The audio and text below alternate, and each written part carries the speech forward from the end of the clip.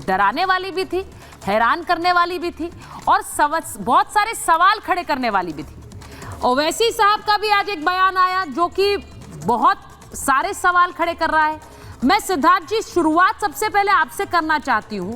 एक बात मुझे बताइए, जिस तरह की तस्वीरें आपने देखी होंगी, महाराष्ट्र की मस्जिद से जो अतिक्रमण हटाने के लिए एक टीम गई थी। अब वहां पर एक बात कही गई कि हम मस्जिद को गिराने के लिए लोग आ रहे हैं तो आप लोग आ जाइए और रोकिए, जबकि हकीकत यह है कि मस्जिद को हटाने नहीं, जो अतिक्रमित किया गया हिस्सा था उसे हटाने के लिए वहां पर टीम गई थी, लेकिन वहां पर बवाल हो गया। अब सवाल यह है कि अतिक्रमण हटाने के लिए भी क्या एक भीड़ तंत्र का सामना करना पड़ेगा? संपत्तियां ऐसे ही मनमाने ढंग से कब्जे होते जाएंगे और उस पर कोई सवाल नहीं उठा सकता? देखिए सुचारिता जी, मैं मानता हूं कि भारत एक लोकतांत्रिक देश है और दुनिया की एक बहुत मैच्योर डेमोक्रेसी है। भारत में संविधान का राज, कानून का राज सर्वोपरि होना चाहिए और कोई भी लोग जो कि संविधान और कानून के आगे वो अपने किसी धर्म को, भीड़ को, अपने किन्हीं कुरीतियों को आड़ बना करके देश में संविधान और कानून को लागू होने में अगर बाधित करने में उसके हिस्सेदार बनेंगे तो फिर कानून को अपनी कार्रवाई निश्चित रूप से बहुत सख्ती के साथ करनी चाहिए। अब समस्या देखिए क्या है। आज इस देश के अंदर हम बार बार अलग अलग जगहों से खबरें देखते हैं कि यहां पर यह अतिक्रमण हो गया, वहां पर ऐसा हो गया, कहीं मजार बन जा रही है, कहीं पर मस्जिद बन जा रही है, कहीं लीगल एनक्रोचमेंट हो जा रहा है। ऐसा कुछ भी होता रहे और उसके खिलाफ अगर कोई बोलने जाए तो ये जो सियासतदान हैं जो एक प्रकार की राजनीति करने का काम करते हैं, एक प्रकार का वोट बैंक को खुश करने का काम करते हैं, ये आ जाएंगे सामने और आपको झूठी सूची बात बतानी शुरू कर देंगे और कह देंगे कि देखो ये तो हमला हो गया, ये तो आक्रमण हो गया, ये तो आक्रांता हो गया। ऐसा नहीं है। इस देश में अगर कानून है तो किसी को भी अधिकार नहीं है कि वो इस देश के अंदर कहीं इलीगल कहीं एनक्रोचमेंट कर सके, कहीं अतिक्रमण कर सके, कहीं सड़क को घेर सके, कहीं किसी सरकारी जमीन को घेर सके, या फिर जो अधिकतम होता है किसी गरीब, शोषित, वंचित, पिछड़े की जमीन पर जाकर के कब्जा कर सके।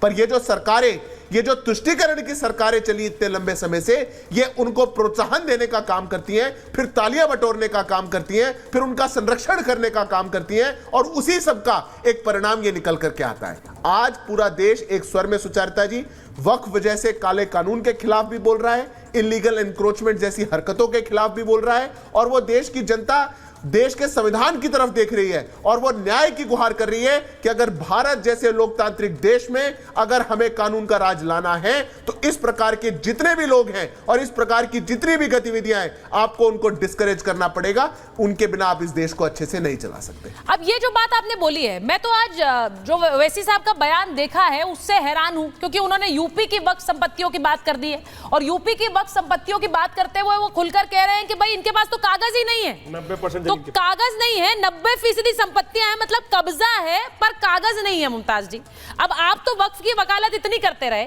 ये कब्जे कैसे हो गए? और कब्जे हो तो गए लेकिन कागज नहीं पहुंचे। सवाल सबसे बड़ा ये है, भाई कैसे हो गए कब्जे, बताइए जरा मुमताज जी।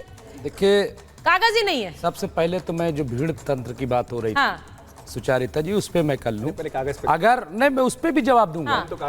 है मेरे पास जवाब। पहले तो मैं ये बता दूं कि जिस तरीके से धरावी का जिक्र आया है तो सिर्फ मस्जिद नहीं, पूरी धरावी लीगल है अगर आप जाके देखेंगे, लेकिन आप मस्जिद को टारगेट करने की बात है। अच्छा, वहाँ भीड़ आ गई तो भीड़ सबको नजर आ गई। हिमाचल प्रदेश में जिस तरीके से लोग निकले किसी को नजर नहीं आया। उत्तराखंड में जैसे लोग निकलते हैं किसी को नजर नहीं आता। इनसे जरा पूछिए। एक छोटी सी बात, आपके ऊपर बहुत जरूरी बोले आपने, आप जहर बोल रहे हो उससे पहले एक जहर नहीं बोलना। सुनो मुझे बताइए, एक इलीगल स्ट्रक्चर है जहां पर लोग इकट्ठा होते हैं इबादत के नाम पर, कल वो गिर पड़े और क्योंकि सरकार कह रही है कि वो इलीगल तरह से बना हुआ है, कुछ एनक्रोचमेंट है, भगदड़ हो जाए, जब नक्शा पास किया जाता है तो ऐसा है कितने गैर कानूनी चीजें बनी आपको कुछ पता है आचार्य जी? आप सवाल ये है कि मैं कहता हूं जहां नाजायज है, अब बताओ पार्कों में मंदिर नाजायज बने हुए हैं उनको हटाया जाए। मैं तो कह रहा हूं कि सरकार ने व्यवस्था नहीं में क्यों बने हुए मंदिर स्ट्रक्चर को सरकार हटाया जाए, बता रही है कि आप ऑफिस में मंदिर क्यों बना दिए जाते हैं उनको? ऐसी चीजें हटा लो। जहां जहां नाजायज है मांग ही नहीं रहे भाई, कागज तो मांग ही नहीं रहे। अगर अब मुझे बताओ निकले तो हिंदू जाग गया। अरे जाग गया भाई साहब, हिंदू निकल आए, इलीगल कंस्ट्रक्शन अलाउड होनी चाहिए और इलीगल कंस्ट्रक्शन अलाउड होनी चाहिए अपने हक के लिए। इलीगल एक एक करके बात करिए ना, एक एक करके बात करिए। मैंने यूपी की बात करी है तो हाँ, मैं उस पे आ रहा हूँ। मैं कह रहा हूँ कि अगर मुसलमान निकल आया, ठीक है, तो वो जो है अलोकतांत्रिक हो गया। अगर हिंदू निकल आए तो कहते हैं साहब हिंदू जाग, हिंदू निकल भी कोई नहीं कहता हिंदू जाग गया। वहां पे निकल कर आए इलीगल को बचाने के लिए, इलीगल को बचाने के लिए। मुमताज जी पहली बात मैं करेक्ट करूं, इलीगल इज इलीगल। वो फिर हिंदू हो मुसलमान हो कोई भी धर्म का हो, अगर इलीगल अवैध है तो हटाया जाएगा और वो नोटिस देकर हटाया जा रहा है। वहां भी नोटिस दिया गया। अगर ऐसे ही मुसलमान भी निकल आए सुचारू कि कहां इलीगल मंदिर बने हुए हैं, ठीक है, कहां मठ बने हुए हैं, तो क्या वो सब एक्सेप्ट कर लेंगे? निकला जाए, क्या कह रही हैं आप? नहीं मैं तो निकले उनके, मैं आपसे अगर कहें मैं आपसे पूरी तरह से सहमत हूं, मैं आपसे सहमत हूं, मैं सहमत हूं। आप करिए काउंटर मुहिम स्टार्ट। किसने बोला? मना किसी ने नहीं किया।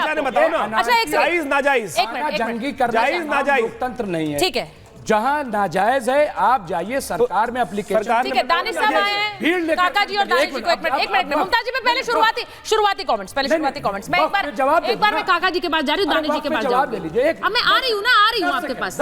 10 सेकंड ही रखिएगा। आपने कहा उत्तर प्रदेश में कि साहब 90% जमीन जो है वो ऐसी है कि जिनके पास कागज नहीं है। तो ये मैं बार बार कह रहा हूं कि जो वक्फ बोर्ड है वो सरकार के अंडर में चले हैं और सरकारों ने कब्जे कराए और कागज सरकारों ने कब्जे कराए। ठीक है काका जी, सरकारों ने कब्जे कराए और उसका हश्र ये है कि ओवैसी साहब खुद कबूल रहे हैं कि यूपी में, उत्तर प्रदेश में 90% वक्फ की संपत्ति ऐसी है कि जिसके पास कागज ही नहीं है, उनके पास कागज ही नहीं है। तो वो ये कह रहे हैं आप बचाओगे कैसे अपनी संपत्ति? तो जब कब्जा है तो कागज क्यों नहीं है भाई?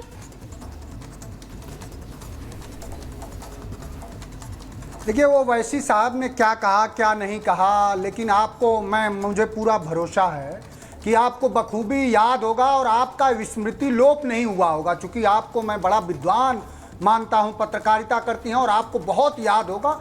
और सिद्धार्थ चूंकि नए नए प्रवक्ता हैं तो उनको भी मैं समझता हूं कि व्हाट्सएप यूनिवर्सिटी के इतर कुछ याद होगा।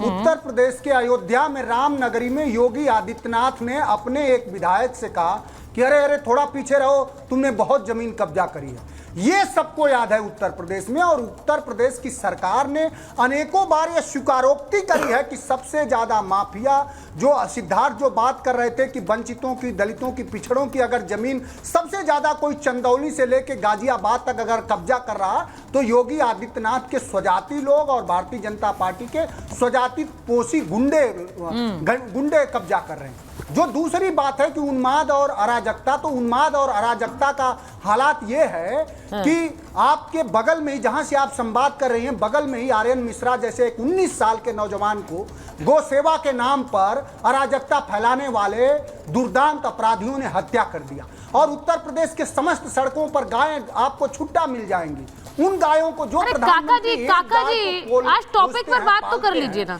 इस उत्तर प्रदेश की लाखों गायों का पालन पोषण कौन करेगा? काका साहब आज टॉपिक ये नहीं है ना, आज टॉपिक ये नहीं है ना काका साहब, आप इस पर बात करिए। मैंने 2 दिन पहले इसी पर बात की थी, जो आपके नेताजी ने कहा था सरेआम ठोको फोर्स है ये, उस पर मैंने डिबेट की थी। उस दिन आपने समय नहीं दिया होगा, वरना मैं आपको बता रही हूँ इन सब पर बात कर रहे हैं हम। आज टॉपिक दूसरा है, आज टॉपिक दूसरा है। आपके नेता भी आजकल फुल फॉर्म में है, बड़े बड़े बयान देते हैं, उस पर चर्चा होती है, डिबेट्स होती हैं। आज दूसरा टॉपिक है। जनमानस ने दिया है ना, जनमानस आज जनमानस ने मैंडेट दिया है ना कि वो फुल फॉर्म में रहे, और इससे ज्यादा फुल फॉर्म में अगर लोगों की दुश्वारियां, तकलीफें, उनकी पीड़ाएं उठाना अगर फुल फॉर्म है तो समाजवादी पार्टी इससे ज्यादा फुल फॉर्म में आपको देखेगी। आपने स्वीकारा, इसके लिए आपको साधुवाद। नहीं मैं आपके नेता की तारीफ कर रही हूँ। मुझे लगता है कि वो टॉपिक दे रहे हैं, उस पर महाभारत हो रही है, उस पर डिबेट्स हो रही है, लेकिन आज टॉपिक डिफरेंट है, इसलिए उस पर बात करते हैं। प्लीज सर, आज टॉपिक डिफरेंट है। ये सरकारों ने जो मनमानी होने दी, मेरा सवाल ये, सरकारों ने मनमानी होने दी है,